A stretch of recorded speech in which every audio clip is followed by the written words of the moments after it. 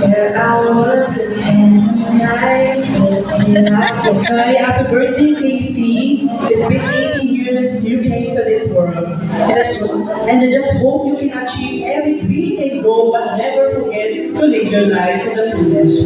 Of course, a healthy life and a trust that you can now decide every decision you face. And of course, you can also ask your family for advice every time you need it. It's a long road ahead, but I know you can survive every hard that comes your way.